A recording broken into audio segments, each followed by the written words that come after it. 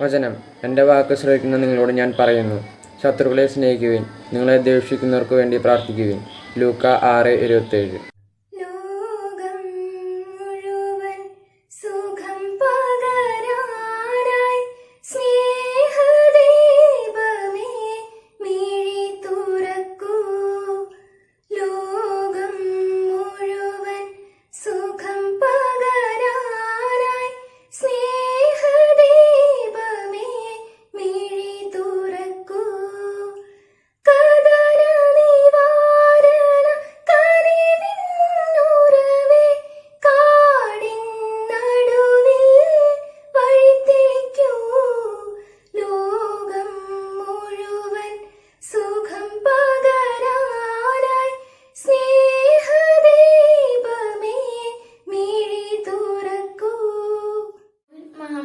പശ്ചാത്തലത്തിൽ നടത്തുന്ന അസംബ്ലിയിലേക്ക് ബഹുമാനപ്പെട്ട വികാരിയച്ഛനെയും എച്ച്എമ്മിനെയും അധ്യാപകരെയും മാതാപിതാക്കളെയും എന്റെ പ്രിയ കൂട്ടുകാരെയും ഞാൻ സ്വാഗതം ചെയ്യുന്നു. പുസ്തകത്തിൽ നിന്നുള്ള വായന, അധ്യായം 32, 1 മുതൽ 8 വരെയുള്ള വാക്യങ്ങൾ. ഒരു രാജാവ് ധർമ്മനിഷ്ഠയോടെ ഭരണം നടത്തും. പ്രഭുക്കന്മാർ നീതിയോടെ ഭരിക്കും. അവർ കാറ്റിൽ നിന്ന് ഒളിക്കാനുള്ള സങ്കേതം പോലെയും കൊടുങ്കാറ്റിൽ നിന്നോ രക്ഷപ്പെടാനുള്ള അഭയസ്ഥാനം പോലെയും ആയിരിക്കും.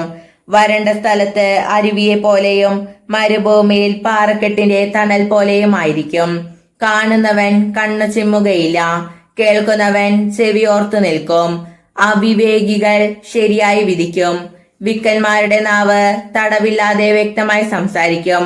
ഭോഷൻ ഇനിമേൽ ഉത്തമനായി കരുതപ്പെടുകയില്ല. വഞ്ചകനെ ബഹുമാന്യനെന്ന് വിളിക്കുകയില്ല. വിഡ്ഢി ഭോഷത്വം സംസാരിക്കുന്നു. അധർമ്മം പ്രവർത്തിക്കുന്നതിനും കർത്താവിനെ ദുഷിച്ചു സംസാരിക്കുന്നതിനും വിശക്കുന്നവനെ പട്ടിണിയിടുന്നതിനും ദാഹിക്കുന്നവനു ജലം നിഷേധിക്കുന്നതിനും അവന്റെ മനസ്സ് ദുഷ്ടമായി നനയ്ക്കുന്നു. വഞ്ചകന്റെ വഞ്ചനകൾ തിന്മയാണ്. അഗതിയുടെ അപേക്ഷ ന്യായയുക്തമായിരിക്കുമ്പോൾ പോലും വാക്കുകൾ കൊണ്ട് അവനെ നശിപ്പിക്കാൻ വഞ്ചകൻ ദുരാലോചന നടത്തുന്നു. കുലീനനൻ കുലീനമായ കാര്യങ്ങൾ നിലയ്ക്കുന്നു. ഉത്തമമായ കാര്യങ്ങൾക്ക് വേണ്ടി അവൻ നിലകൊള്ളുന്നു. ദൈവം എന്റെ പിതാവാണ്. എല്ലാ മനുഷ്യരും എന്റെ സഹോദരി സഹോദരന്മാരാണ്.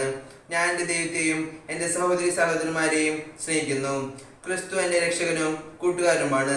ക്രിസ്തുവിന്റെ സഭ എന്റെ അമ്മയാണ്. സഭയുടെ പാരമ്പര്യത്തെയും പഠനങ്ങളെയും ഞാൻ വിലമതിക്കുന്നു. ഒരു ക്രിസ്ത്യാനായിരിക്കുന്നതിനാൽ ഞാൻ അഭിമാനിക്കുകയും ആഹ്ലാദിക്കുകയും ചെയ്യുന്നു. പരിശുദ്ധാത്മാവാണ് എന്റെ ജീവിതത്തെ നയിക്കുന്നത്. സ്നേഹത്തിന്റെ പുതിയ നിയമമാണ് എന്റെ ജീവിത നിയമം.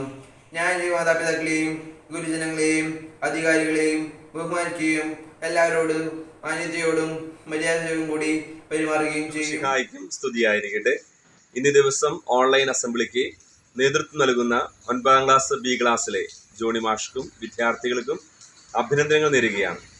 സെപ്റ്റംബർ 14 ഏലിയാസ് ലീവ മൂശകാലത്തിന്റെ ഉച്ചസ്ഥായി ആയിട്ടുള്ള തിരുനാളാണ്. കുരിശിന്റെ പുകഴ്ചയുടെ തിരുനാളാണ്. നമ്മുടെ ജീവിത കുരിശുകളെ മഹത്വത്തിലേക്ക് നയിക്കാനുള്ളതാണെന്ന് ഈ തിരുനാൾ നമ്മെ ഓർമ്മപ്പെടുത്തുന്നു. എല്ലാവർക്കും തിരുനാളിന്റെ മംഗളങ്ങൾ സ്നേഹപൂർവ്വം നേരുന്നു. ഈശോ മിശിഹായ്ക്കും സ്തുതിയായിരിക്കട്ടെ. എന്റെ ആത്മാവ് കർത്താവിനെ മഹത്വപ്പെടുത്തുന്നു. നീതിസൂര്യനെ മറ്റുള്ളവർക്ക് നൽകാൻ ദൈവം തെരഞ്ഞെടുത്ത ഭൂമിയിലെ മാണിക്യമാണ് മറിയം. ചെറുപുഞ്ചിരി കൊണ്ടും നോട്ടം കൊണ്ടും സാമീപ്യം കൊണ്ടും വാടിയ മനസ്സുകളിലും മുറിഞ്ഞ ഹൃദയങ്ങളിലും സ്നേഹത്തിന്റെ വസന്തകാലം തീർത്തവളാണ് പരിശുദ്ധ കന്യകാമറിയം. വിശ്വാസത്തെ ഊതിക്കെടുത്തി ശാസ്ത്രത്തിന്റെയും മറ്റു പ്രത്യയ ശാസ്ത്രങ്ങളുടെയും പുറകെ പരക്കം പായുന്ന മനുഷ്യ മനസ്സുകളെ ഒരു നിമിഷം ഒന്ന് നിൽക്കൂ. പരിശുദ്ധ കന്യകാമറിയത്തെ മാറോട് ചേർത്ത് ജപമാല മണികൾ കൈകളിലെടുത്ത് മാതാവിനെ മാധ്യസ്ഥം യാചിച്ച് മുന്നോട്ടു പോകുക. നിന്റെ ഉദ്യമങ്ങൾ എന്തു തന്നെ ആയിരുന്നാലും പരിശുദ്ധ കന്യകാമറിയം നിന്നെ കൈവിടുകയില്ല. ലോകത്തിൽ സമാധാനമുണ്ടാകുവാനും കൊറോണ എന്ന രോഗം ഈ ലോകത്തിൽ നിന്നും വിട്ടുപോകുവാനും എല്ലാ ദിവസവും ജപമാല ചൊല്ലി മാതാവിനോട് പ്രാർത്ഥിക്കാം. മാതാവിനോട് ഭക്തിയുള്ളവർ നശിക്കാനിടയില്ല. മാതാവിനോട് ഭക്തിയില്ലാത്തവർ രക്ഷപ്പെടാനുമിടയില്ല എന്ന വിശുദ്ധന്റെ വാക്കുകൾ നമ്മുടെ ഹൃദയങ്ങളിൽ തെളിഞ്ഞു നിൽക്കട്ടെ.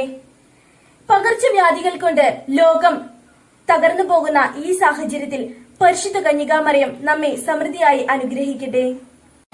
ഞങ്ങളുടെ നാഥനും രക്ഷകനുമായ ഈശോയെ ഞങ്ങൾ അങ്ങേക്ക് സമർപ്പിക്കുന്നു. കോവിഡ് രോഗികൾ ഉൾപ്പെടെയുള്ള എല്ലാ രോഗികളെയും അങ്ങ് കാത്തു പരിപാലിക്കണമേ. അവർക്ക് സൗഖ്യം നൽകി സുഖപ്പെടുത്തണമേ. ഞങ്ങളിൽ നിന്നും മരണം മൂലം വേർപെട്ടു പോയവരെയും ശുദ്ധീകരണ സ്ഥലത്തുള്ള ആത്മാക്കളെയും സുഖത്തിലേക്ക് പ്രവേശിപ്പിക്കണമേ. ആമേൻ. സ്നേഹിതരെ, ലോകമാകെ വ്യാപിച്ചു കഴിഞ്ഞ കോവിഡ് എന്ന മഹാമാരി ഇനിയും പിടിതരാത്ത ഈ സാഹചര്യത്തിലൂടെയാണ് നാം കടന്നു പോകുന്നത്. വംശം ഇതുവരെ ദർശിക്കാത്ത ഈ പ്രതിസന്ധിയിലൂടെയാണ് നാം മുന്നോട്ട് പോകുന്നത്. ഈ കുഞ്ഞൻ വയസ്സിനെ പൊരുതി തോൽപ്പിക്കാൻ നമ്മുടെ സംസ്ഥാനം നടത്തുന്ന പരിശ്രമങ്ങൾ വളരെ വലുതാണ്. ജീവന്റെ വലിയുള്ള വാക്സിനേഷൻ എടുക്കുക എന്നത് മാത്രമാണ് നമ്മുടെ ഇടയിൽ പോകാൻ വഴി. കോവിഡ് എന്ന മഹാമാരി ഏറ്റവും അധികം ബാധിച്ച മേഖലയാണ് വിദ്യാഭ്യാസം. കുട്ടികളെ അറിവിന്റെ ലോകത്തോട് അടുപ്പിച്ചു നിർത്തുവാനും അവരുടെ കഴിവുകൾ വളർത്തുവാനും ഓൺലൈൻ വിദ്യാഭ്യാസം സാധിച്ചു. മികച്ച അധ്യാപകരുടെ മികവുറ്റ ക്ലാസുകൾ കുട്ടികളുടെ താല്പര്യം അനുസരിച്ച് പലവട്ടം കാണുവാൻ പുതിയ സംവിധാനത്തിലൂടെ നമുക്ക് കഴിയുന്നു.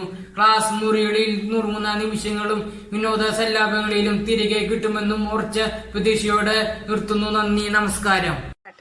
സഭാ വാർത്തകൾ. KSRTC ബസ് സ്റ്റാൻഡുകളിൽ ബിവറേജ് ഔട്ട്ലെറ്റുകൾ തുടങ്ങുന്നതിനെതിരെ പ്രതിഷേധം.